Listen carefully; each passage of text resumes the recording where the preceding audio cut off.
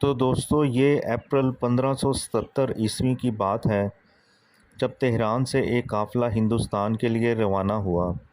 اس قافلے میں ہر طرح کے لوگ تھے، امیر بھی تھے، غریب بھی تھے، ان میں تاجر بھی تھے۔ ایک قافلہ آگے چلا گیا، اس کے پیچھے ایک قافلہ اور آ رہا تھا۔ وہ وہاں رکا اور انہیں ایک بچی کے رونے کی آواز آئی۔ لوگوں نے بچی کو اٹھا کر جو قافلے کا سالار جس کا نام ملک مسعود تھا اس کے پاس لے آئے۔ مہر النساء کی سگی ماں نے اسے آیا کے روپ میں اسے دودھ پلانا شروع کر دیا اور اس کی صحت بحال ہونا شروع ہو گئی اور بالآخر یہ قافلہ آگرہ پہنچ گیا۔ لیکن شہنشاہ اکبر کو یہ پسند نہیں تھا۔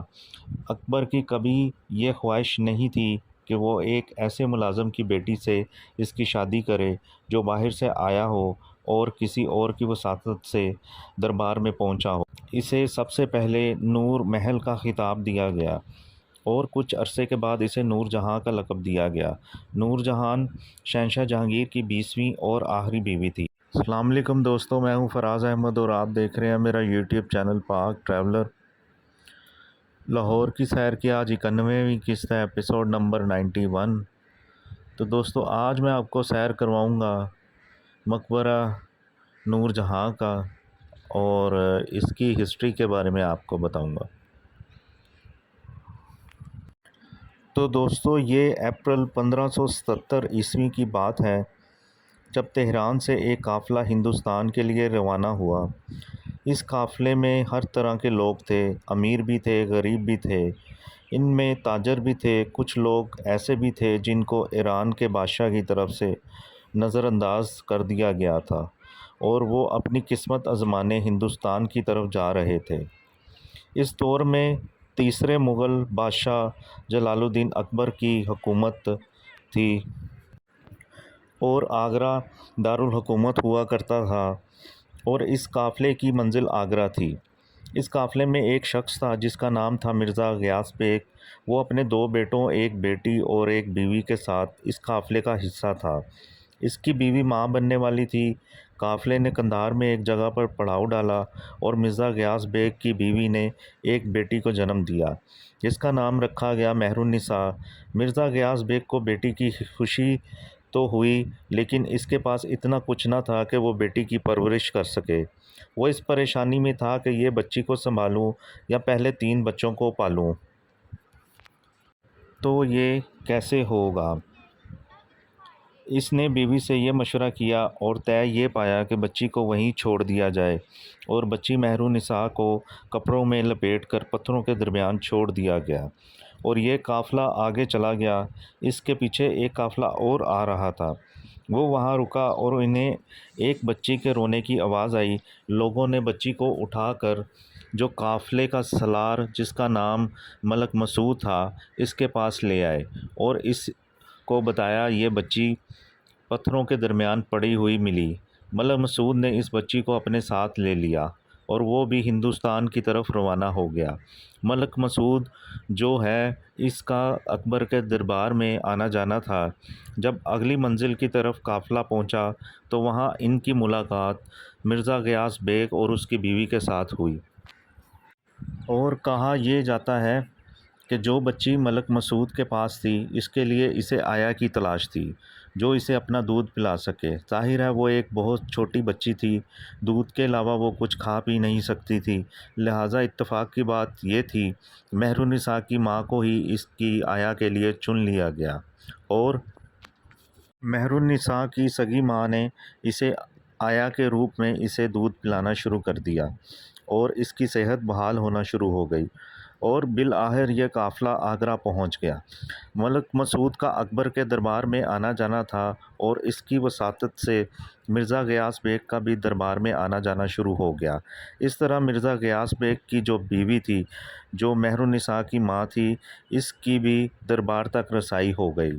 کہتے ہیں کہ اکبر اعظم لاہور آیا ہوا تھا اور یہی باغ دلکشا جہاں ہم کھڑے ہیں اور یہاں اس باغ میں ایک مینا بازار لگا ہوا تھا۔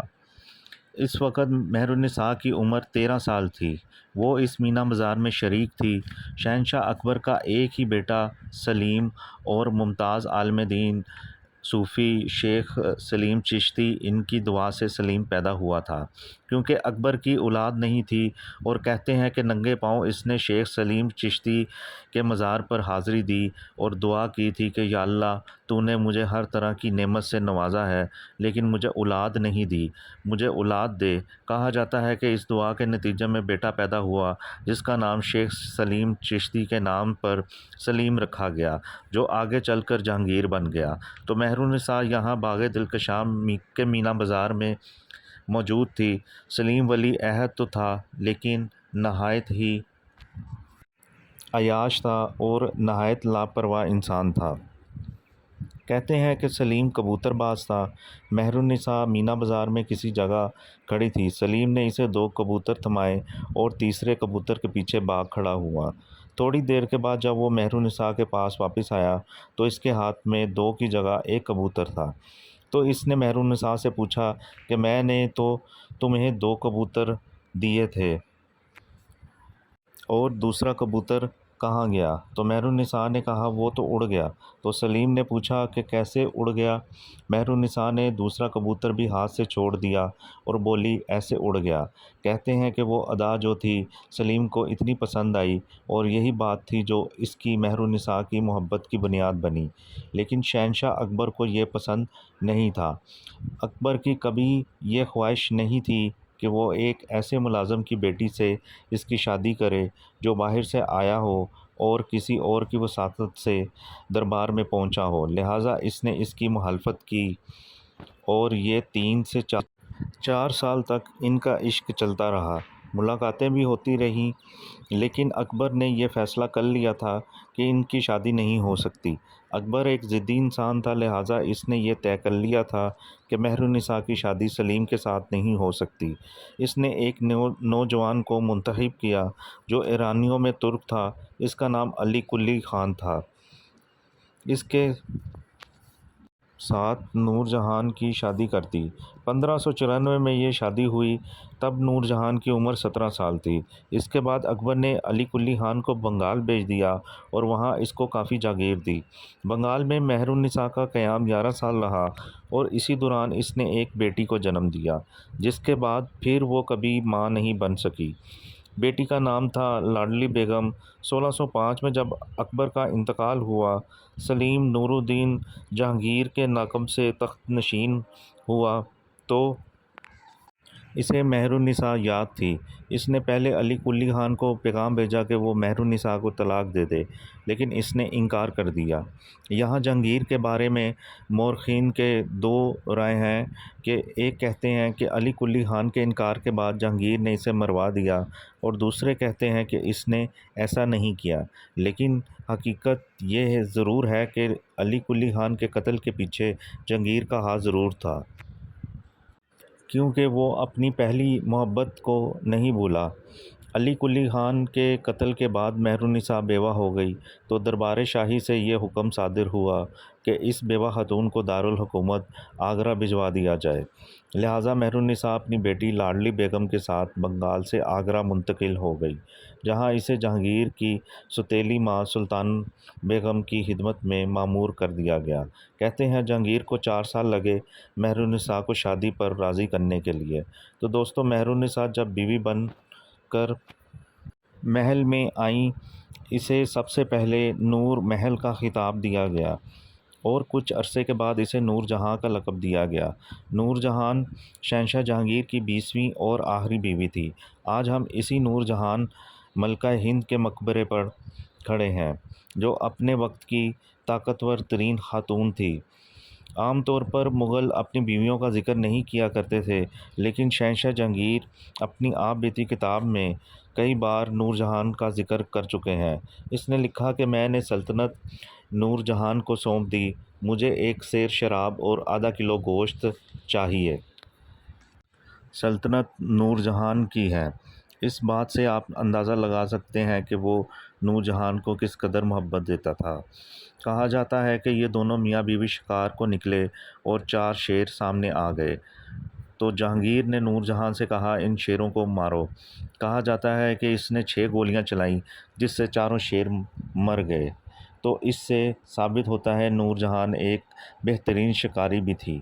نور جہان کو لاہور سے بہت محبت تھی۔ نور جہان نے اپنی زیادہ تر زندگی کا حصہ لاہور میں بسر کیا۔ وہ کہتی تھی یہ لاہور میرے لیے جنت ہے۔ 1611 میں ہونے والی شادی 1627 میں اس وقت ختم ہو گئی جب شہنشاہ جہانگیر کا انتقال ہو گیا۔ جہانگیر کی چونکہ وصیت تھی کہ اسے لاہور میں دفن کیا جائے، تو نور جہاں نے اپنے شوہر جہانگیر کو اپنے باغ دلکشاں میں دفن کیا۔ جہانگیر کی موت کے بعد نور جہاں اکیلی رہ گئی۔ نور جہان کی بڑی کوشش تھی کہ جہانگیر کی بادشاہت کا تسلسل قائم رکھے، اسی لیے اس نے اپنی بیٹی لاڈلی بیگم کی شادی جہانگیر کے ایک بیٹے شہریار سے کر دی، لیکن شہریار بادشاہ نہ بن سکا، بادشاہ شاہ جہان بن گیا۔ نور جہان کا سگا بھائی آصف جہاں، جس کا مقبرہ اسی باغ دلکشاں میں ہے اور میں اس پر ولاگ کر چکا ہوں، آصف جہاں نور جہان کا سگا بھائی ہے۔ آصف جہاں کی بیٹی کا نام ارجمند بانو بیگم، جو شاہ جہان کی بیوی تھی اور جس کی یاد میں تاج محل بنایا تھا۔ آصف جہاں نے نور جہان کے داماد شہریار کی آنکھوں میں گرم سلاخیں پھروا کر اسے اندھا کر دیا اور اپنی بہن کو قید کر دیا تاکہ شاہ جہان بادشاہ بن سکے، لیکن شاہ جہان کو اتنا لحاظ تھا۔ جب اس نے حالات پر قابو پا لیا تو اس نے نور جہان کو نہایت عزت اور احترام سے رہا کر دیا۔ شاہ جہان نے اسے بہت عزت اور سالانہ 2 لاکھ روپے کا اس کے لیے وظیفہ مقرر کیا، جو آخر وقت تک نور جہان کو ملتا رہا۔ 2 کام نور جہان نے جہانگیر کی موت کے بعد نہیں کیے تھے۔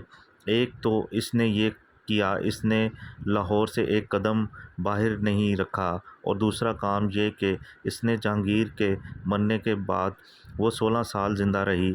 1645 میں اس کا انتقال ہوا۔ اس نے سفید کپڑوں کے علاوہ کبھی کوئی اور رنگ نہیں پہنا۔ یوں کہہ لیں کہ 16 سال تک اس نے عدت میں گزارے۔ کہتے ہیں گلاب کا عطر نور جہان کی ایجاد ہے، اور دوسری چیز آپ کی محفلوں میں چاندنیاں بچھتی ہیں۔